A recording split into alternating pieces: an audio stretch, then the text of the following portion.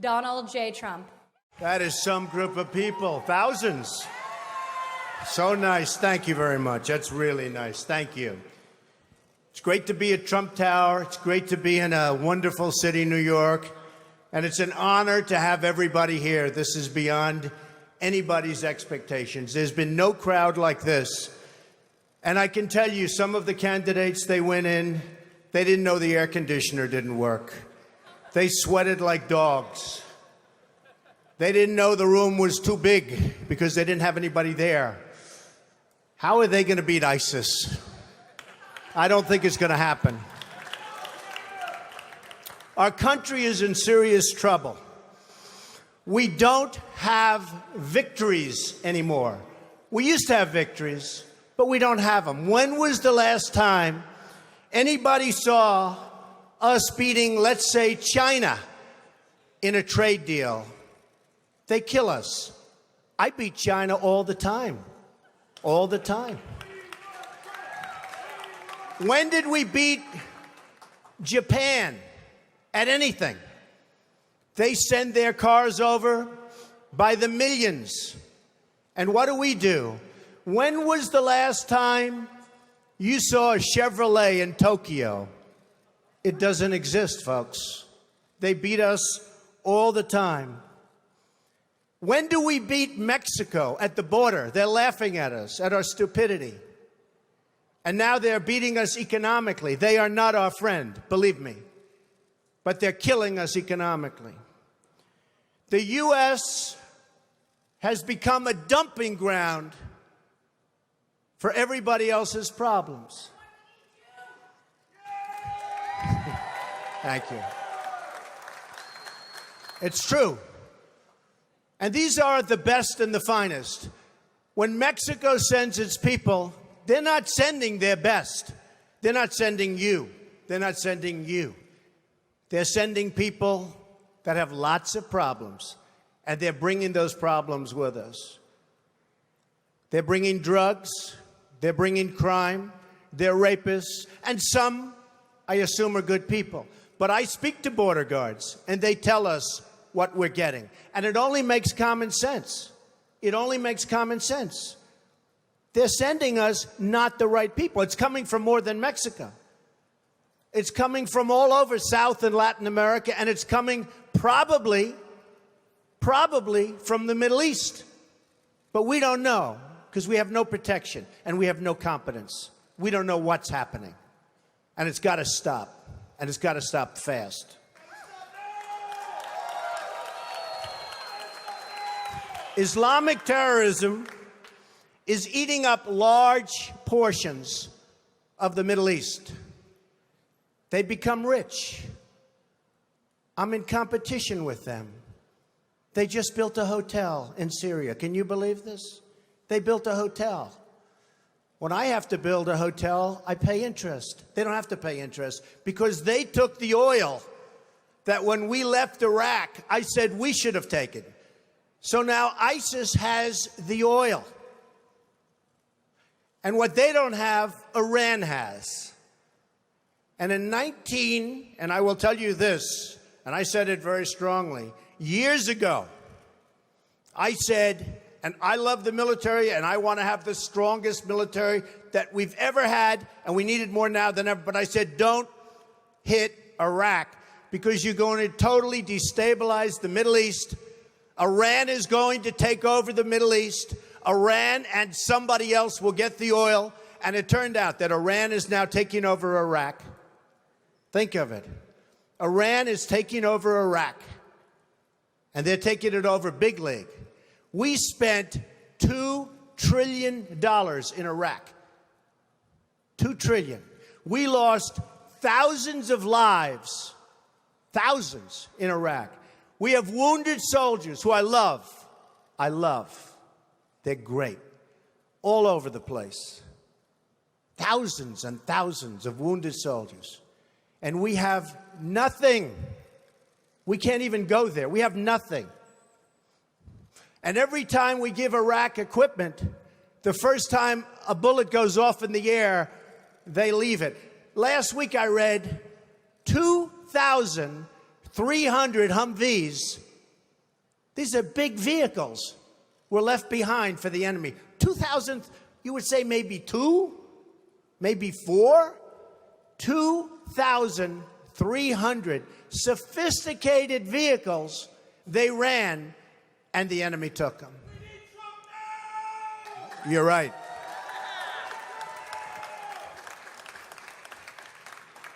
Last quarter, it was just announced, our gross domestic product, a sign of strength, right?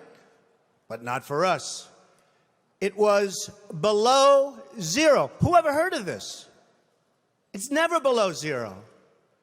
Our labor participation rate was the worst since 1978. But think of it, GDP below zero. Horrible labor participation rate. And our real unemployment is anywhere from 18 to 20%. Don't believe the 5.6. Don't believe it. That's right. A lot of people up there can't get jobs. They can't get jobs because there are no jobs. Because China has our jobs and Mexico has our jobs. They all have our jobs.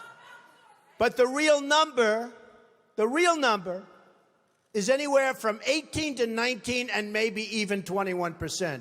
And nobody talks about it because it's a statistic that's full of nonsense.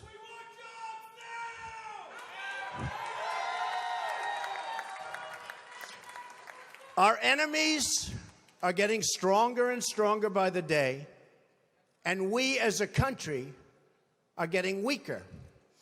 Even our nuclear arsenal doesn't work. It came out recently. They have equipment that's 30 years old. They don't even know if it worked. And I thought it was horrible when it was broadcast on television because, boy, does that send signals to Putin and all of the other people that look at us and they say, that is a group of people and that is a nation that truly has no clue. They don't know what they're doing. They don't know what they're doing. We have a disaster called the big lie, Obamacare. Obamacare. Yesterday it came out that costs are going for people up 29, 39, 49, and even 55%. And deductibles are through the roof. You have to get hit by a tractor, literally a tractor, to use it. Because the deductibles are so high, it's virtually useless. It is a disaster. And remember the $5 billion website. $5 billion we spent on a website. And to this day, it doesn't work. A $5 billion website. I have so many websites. I have them all over the place. I hire people. They do a website. It costs me $3. $5 billion website.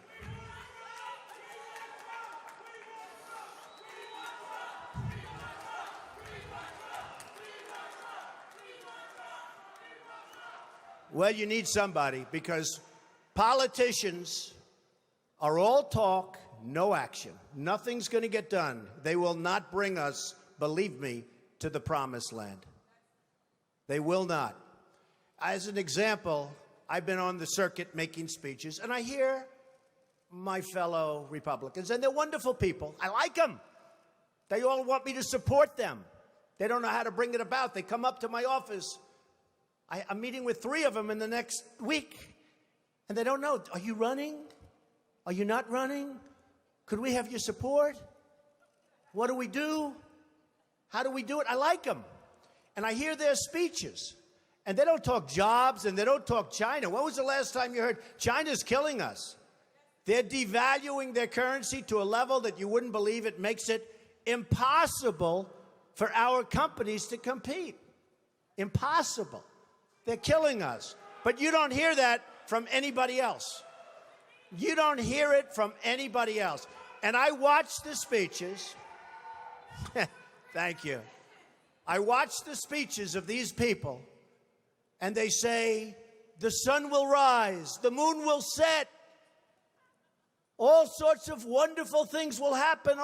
And people are saying, what's going on? I just want a job. Just get me a job. I don't need the rhetoric. I want a job. And that's what's happening. And it's going to get worse because remember, Obamacare really kicks in 2016. Obama is going to be out playing golf. He might even be on one of my courses. I would invite him. I actually would say. I have the best courses in the world, so I'd say, you know what, if he wants to, I have one right next to the White House, right on the Potomac. If he'd like to play, that's fine. In fact, I'd love him to leave early and play. That would be a very good thing. But Obamacare kicks in 2016. Really big league. It is going to be amazingly destructive. Doctors are quitting. I have a friend who's a doctor, and he said to me the other day, Donald, I never saw anything like it. I have more accountants than I have nurses. It's a disaster. My patients are beside themselves. They had a plan that was good. They have no plan now. We have to repeal Obamacare, and it can be replaced. And it can be replaced with something much better for everybody. Let it be for everybody, but much better and much less expensive for people and for the government. And we can do it.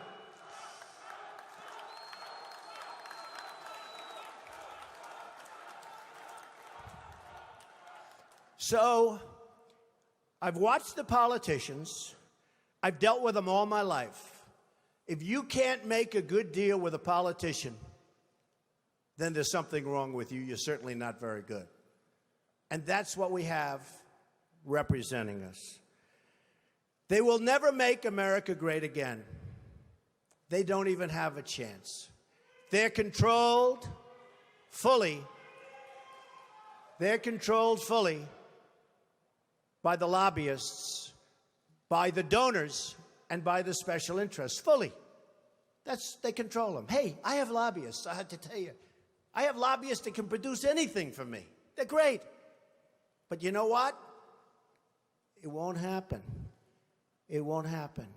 Because we have to stop doing things for some people, but for this country, it's destroying our country. We have to stop, and it has to stop now.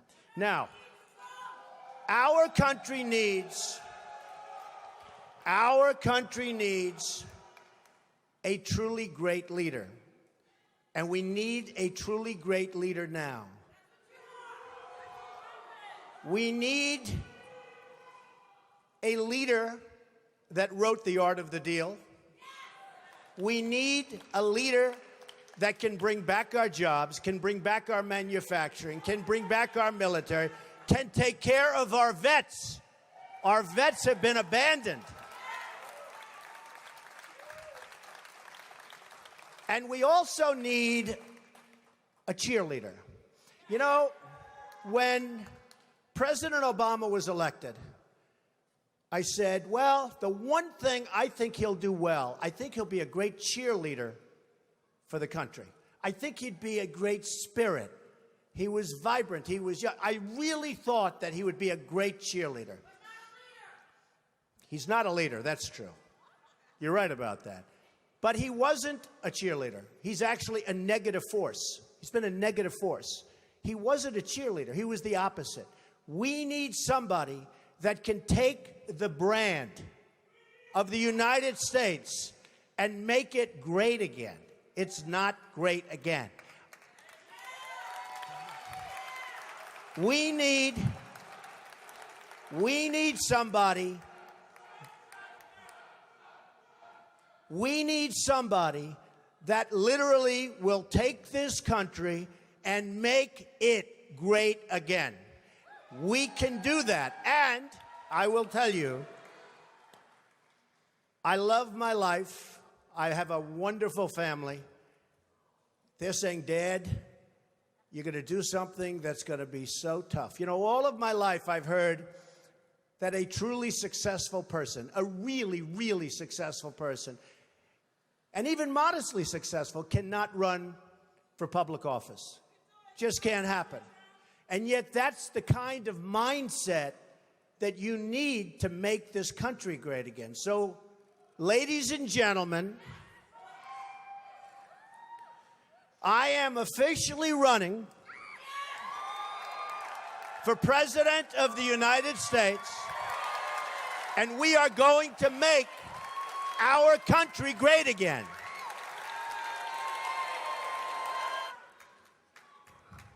It can happen. Our country has tremendous potential. We have tremendous people. We have people that aren't working. We have people that have no incentive to work. But they're going to have incentive to work. Because the greatest social program is a job. And they'll be proud, and they'll love it, and they'll make much more money than they would have ever made. And they'll be doing so well, and we're going to be thriving as a country. Thriving. It can happen. I will be the greatest jobs president that God ever created. I tell you that.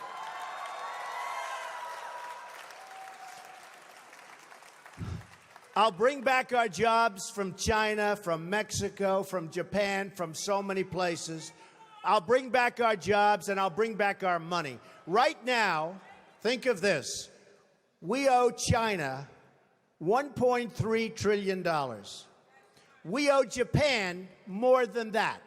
So they come in, they take our jobs, they take our money, and then they loan us back the money, and we pay them in interest. And then the dollar goes up, so their deal's even better. How stupid are our leaders? How stupid are these politicians to allow this to happen? How stupid are they?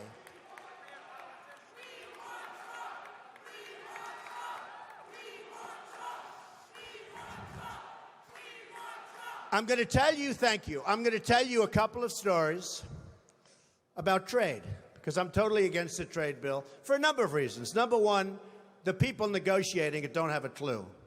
Our president doesn't have a clue. He's a bad negotiator. He's the one that did Bergdahl. We get Bergdahl, they get 5 killer terrorists that everybody wanted over there. We get Bergdahl, we get a traitor. We get a no-good traitor, and they get the 5 people that they wanted for years, and those people are now back on the battlefield trying to kill us. That's the negotiator we have. Take a look at the deal he's making with Iran. He makes that deal, Israel maybe won't exist very long. It's a disaster, and we have to protect Israel. But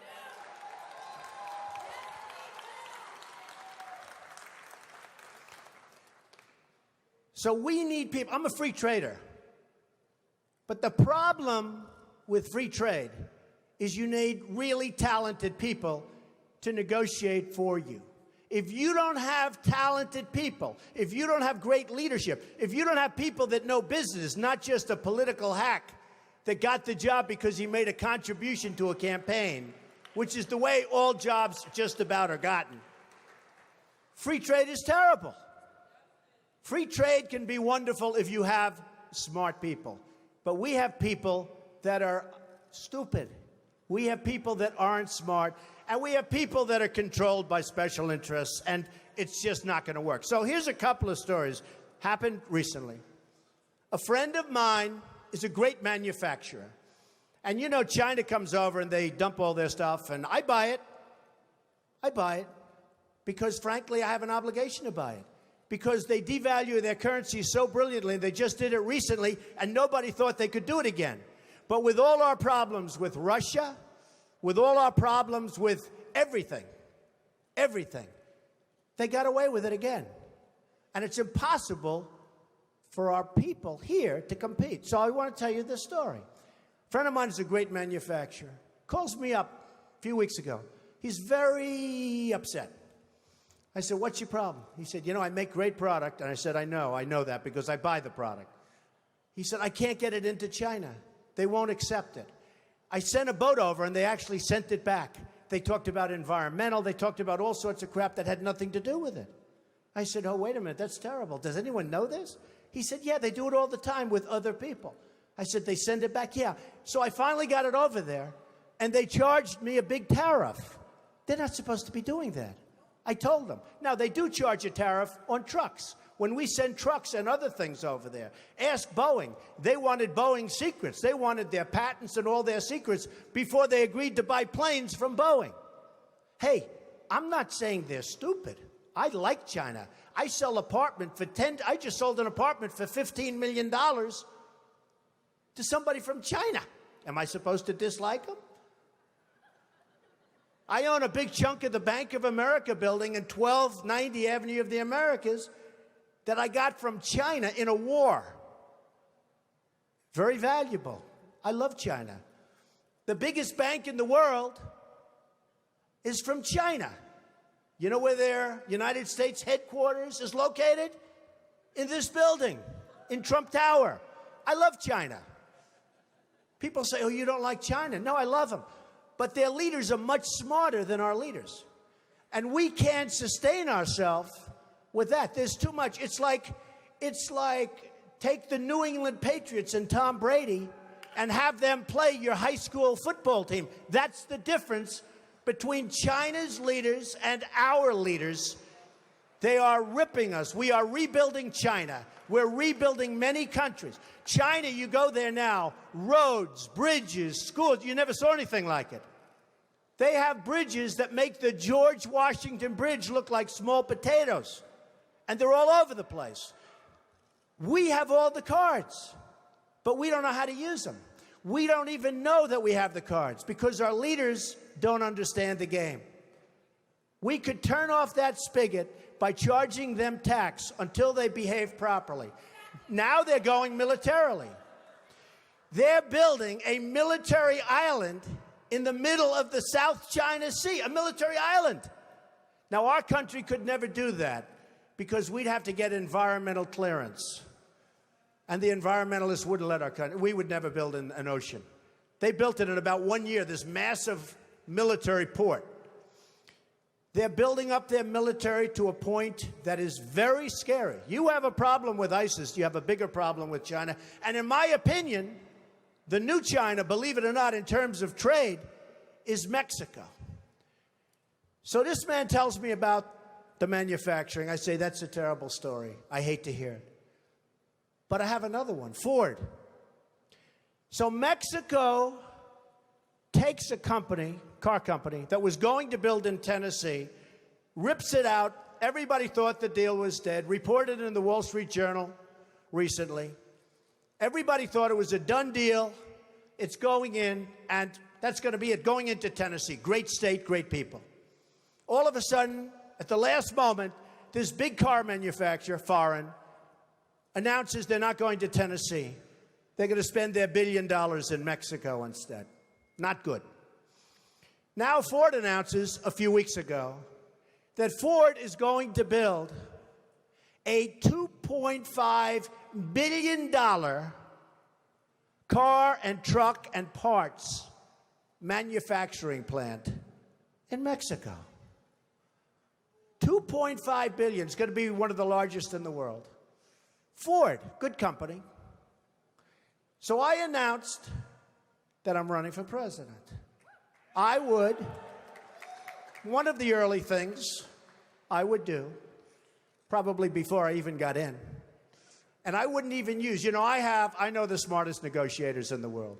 I know the good ones, I know the bad ones, I know the overrated ones. You got a lot of them that are overrated.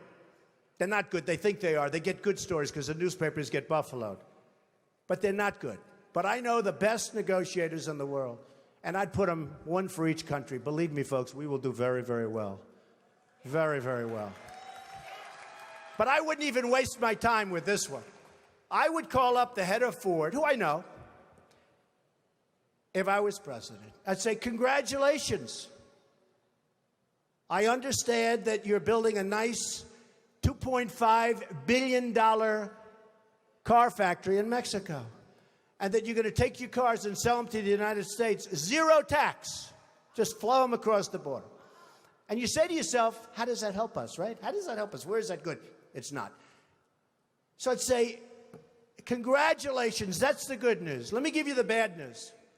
Every car and every truck and every part manufactured in this plant that comes across the border We're going to charge you a 35% tax. Okay? And that tax is going to be paid simultaneously with the transaction. And that's it. Now, here's what's going to happen. If it's not me in the position, it's one of these politicians that we're running against. You know, the 400 people that we're already against. And here's what's going to happen. They're not so stupid. They know it's not a good thing. And they may even be upset by it. But then they're going to get a call from their donors, or probably from the lobbyist for Ford, and say, you can't do that to Ford because Ford takes care of me and I take care of you, and you can't do that to Ford. And guess what? No problem. They're going to build in Mexico. They're going to take away thousands of jobs. It's very bad for us. So, under President Trump, here's what would happen. The head of Ford will call me back, I would say within an hour after I told him the bad news. But it could be he'd want to be cool, and he'll wait till the next day. You know, they want to be a little cool. And he'll say, please, please, please. He'll beg for a little while, and I'll say, no interest. Then he'll call all sorts of political people, and I'll say, sorry, fellas, no interest, because I don't need anybody's money. It's nice. I don't need anybody's money. I'm using my own money. I'm not using the lobbyists. I'm not using donors. I don't care. I'm really rich. I'll show you that in a second. And by the way, I'm not even saying that in a braggadocio. That's the kind of mindset, that's the kind of thinking you need for this country. So, because we got to make the country rich, it sounds crass. Somebody said, oh, that's crass. It's not crass. We got 18 trillion in debt. We got nothing but problems. We got a military that needs equipment all over the place. We got nuclear weapons that are obsolete. We've got nothing. We got Social Security that's going to be destroyed if somebody like me doesn't bring money into the country. All these other people want to cut the hell out of it. I'm not going to cut it at all. I'm going to bring money in, and we're going to save it. But here's what's going to happen. After I'm called by 30 friends of mine who contributed to different campaigns, after I'm called by all of the special interests and by the donors and by the lobbyists, and they have zero chance at convincing me, zero. I'll get a call the next day from the head of Ford. He'll say, please reconsider. I'll say no. He'll say, Mr. President, we've decided to move the plant back to the United States. We're not going to build it in Mexico. That's it. They have no choice. They have no choice. There are hundreds of things like that. I'll give you another example. Saudi Arabia. They make $1 billion a day. $1 billion a day. I love the Saudis. Many are in this building. They make $1 billion a day. Whenever they have problems, we send over the ships. We're going to protect. What are we doing? They got nothing but money. If the right person asked them, they'd pay a fortune. They wouldn't be there except for us. And believe me, you look at the border with Yemen. You remember Obama a year ago. Yemen was a great victory. 2 weeks later, the place was blown up. Everybody got, and they kept our equipment. They always keep our equipment. We just said used equipment, right? They always keep our equipment. We ought to send some real junk, because frankly, we ought to send our surplus. We're always losing this gorgeous brand new stuff. But look at that border with Saudi Arabia. Do you really think that these people are interested in Yemen? Saudi Arabia, without us, is gone. They're gone. And I'm the one that made all of the right predictions about Iraq. You know, all of these politicians that I'm running against now, it's so nice to say I'm running as opposed to if I run, I'm running. But all of these politicians that I'm running against now, they're trying to disassociate. I mean, you looked at Bush. It took him 5 days to answer the question on Iraq. He couldn't answer the question. He didn't know. I said, is he intelligent? Then I looked at Rubio. He was unable to answer the question. Is Iraq a good thing or a bad thing? He didn't know. He couldn't answer the question. How are these people going to lead us? How are we going to go back and make it great again? We can't. They don't have a clue. They can't lead us. They can't. They can't even answer simple questions. It was terrible. But Saudi Arabia is in big, big trouble. Now, thanks to fracking and other things, the oil is all over the place. And I used to say it. There are ships at sea, and this was during the worst crisis, that were loaded up with oil. And the cartel kept the price up. Because, again, they were smarter than our leaders. They were smarter than our leaders. There is so much wealth out there that can make our country so rich again, and therefore make it great again. Because we need money. We're dying. We're dying. We need money. We have to do it. And we need the right people. So, Ford will come back. They'll all come back. And I will say this. This is going to be an election, in my opinion, that's based on competence. Somebody said, thank you, darling. Somebody said to me the other day, a reporter, very nice reporter, but Mr. Trump, you're not a nice person. That's true. But actually, I am. I think I am a nice person. People that know me like me. Does my family like me? I think so, right? Look at my family. I'm proud of my family. By the way, speaking of my family, Melania, Barron, Kai, Donnie, Don, Vanessa, Tiffany, Ivanka did a great job. Did she do a great job? Great. Jared, Laura, and Eric. I'm very proud of my family. They're a great family. So the reporter said to me the other day, but Mr. Trump, you're not a nice person. How can you get people to vote for you? I said, I don't know. I said, I think that, number one, I am a nice person. I give a lot of money away to charities and other things. I think I'm actually a very nice person. But I said, this is going to be an election that's based on competence. Because people are tired of these nice people, and they're tired of being ripped off by everybody in the world, and they're tired of spending more money on education than any nation in the world, per capita, than any nation in the world. And we're 26th in the world. 25 countries are better than us at education. And some of them are like third world countries. But we're becoming a third world country because of our infrastructure, our airports, our roads, everything. So one of the things I did, and I said, you know what I'll do? I'll do it. Because a lot of people said, he'll never run. Number one, he won't want to give up his lifestyle. They're right about that, but I'm doing it. Number two, I'm a private company, so nobody knows what I'm worth. And the one thing is that when you run, you have to announce and certify to all sorts of governmental authorities your net worth. So I said, that's okay. I'm proud of my net worth. I've done an amazing job. I started off, thank you. I started off in a small office with my father in Brooklyn and Queens. And my father said, and I love my father, I learned so much. He was a great negotiator. I learned so much just sitting at his feet, playing with blocks, listening to him negotiate with subcontractors. But I learned a lot. But he used to say, Donald, don't go into Manhattan.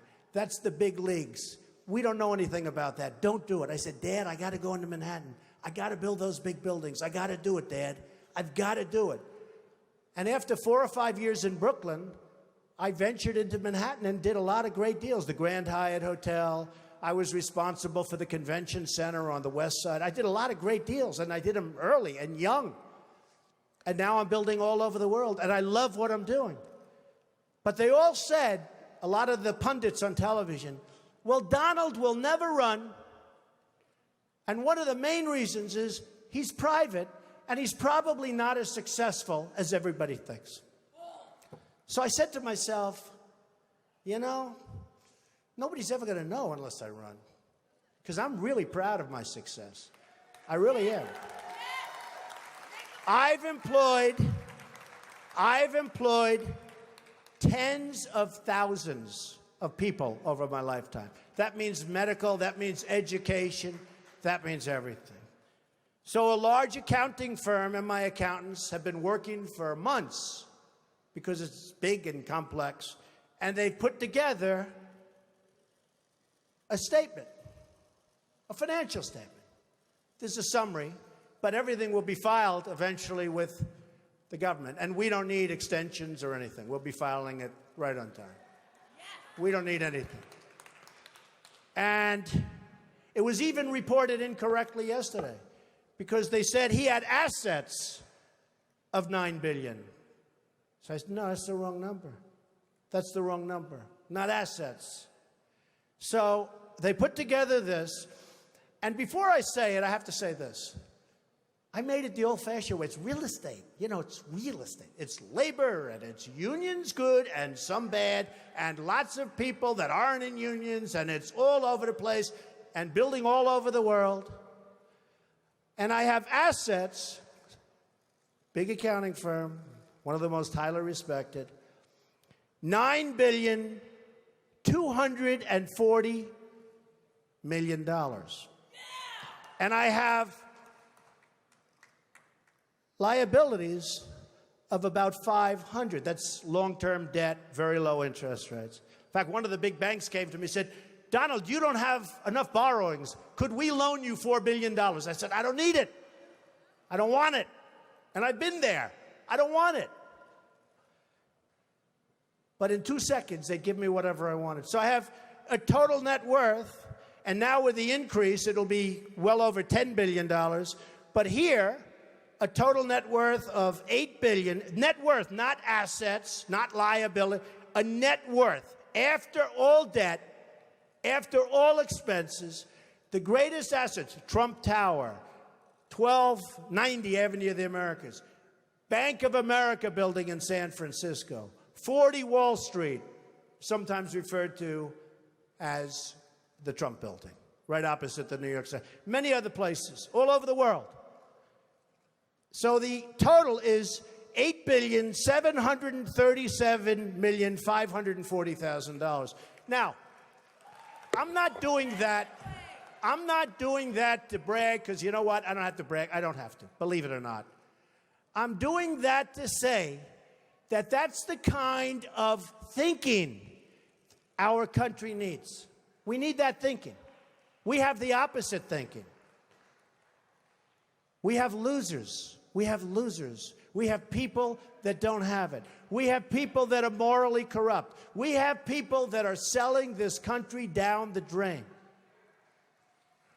So I put together the statement, and the only reason I'm telling you about it today is because we really do have to get going. Because if we have another 3 or 4 years, you know, we're at 18 trillion now. We're soon going to be at 20 trillion. According to the economists, who I'm not big believers in, but nevertheless, this is what they're saying, that 24 trillion, we're very close. That's the point of no return. $24 trillion. We will be there soon. That's when we become Greece. That's when we become a country that's unsalvageable. And we're going to be there very soon. We're going to be there very soon. Make America So, strong! just to sum up, I would do various things very quickly. I would repeal and replace the big lie Obamacare. I would build a great wall, and nobody builds walls better than me, believe me. And I'll build them very inexpensively.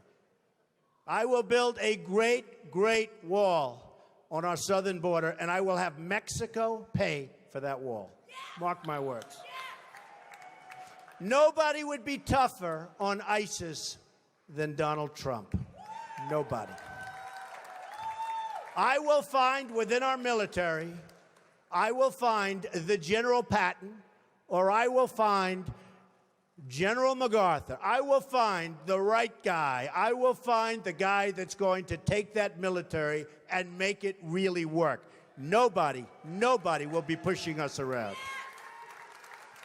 I will stop Iran from getting nuclear weapons, and we won't be using a man like Secretary Kerry that has absolutely no concept of negotiation, who's making a horrible and laughable deal, who's just being tapped along as they make weapons right now, and then goes into a bicycle race at 72 years old and falls and breaks his leg. I won't be doing that. And I promise I will never be in a bicycle race. That I can tell you. I will immediately terminate President Obama's illegal executive order on immigration. Immediately. Fully support and back up the Second Amendment.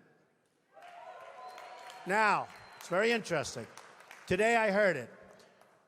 Through stupidity, in a very, very hardcore prison, interestingly named Clinton, two vicious murderers, two vicious people, escaped. And nobody knows where they are.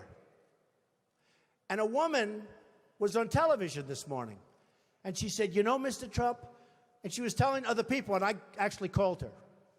But she said, you know, Mr. Trump, I always was against guns. I didn't want guns. And now, since this happened, it's up in the prison area. My husband and I are finally in agreement because he wanted the guns. We now have a gun on every table. We're ready to start shooting. I said, very interesting. So protect the Second Amendment. End Common Core. Common Core it is a disaster. Bush is totally in favor of Common Core. I don't see how he can possibly get the nomination. He's weak on immigration. He's in favor of Common Core. How the hell can you vote for this guy? You just can't do it. We have to end. Education has to be local. Rebuild the country's infrastructure. Nobody can do that like me, believe me. It will be done on time, on budget, way below cost, way below what anyone ever thought. I look at these roads being built all over the country, and I say, I can build those things for 1/3. What they do is unbelievable. How bad? You know, we're building on Pennsylvania Avenue, the old post office. We're converting it into one of the world's great hotels. It's going to be the best hotel in Washington, D.C. We got it from the General Services Administration in Washington. The Obama administration, we got it. It was the most highly sought after, or one of them, but I think the most highly sought after project in the history of General Services. We got it. People were shocked. Trump got it. Well, I got it for two reasons. Number one, we're really good. Number two, we had a really good plan. And I'll add in the third, we had a great financial statement. Because the General Services, who are terrific people, by the way, and talented people, they wanted to do a great job. And they want to make sure it got built. So we have to rebuild our infrastructure, our bridges, our roadways, our airports. You come into LaGuardia Airport, it's like we're in a third world country.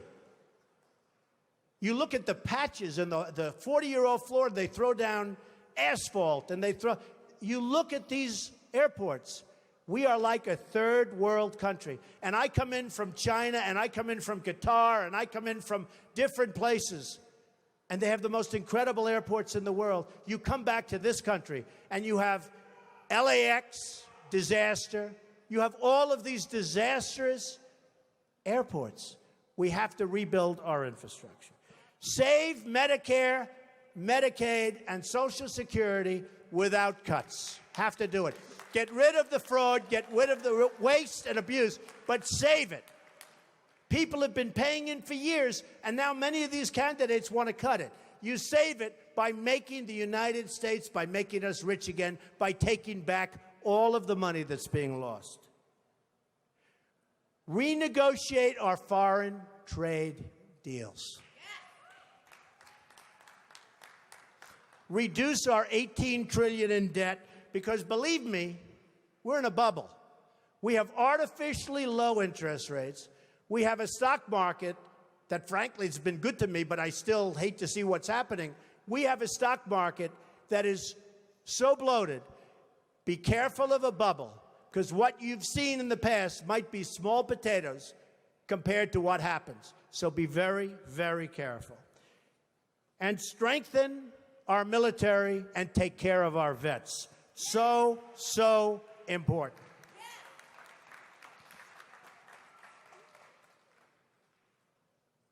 sadly, the American dream is dead. But if I get elected president, I will bring it back bigger and better and stronger than ever before, and we will make America great again. Thank you. Thank you very much.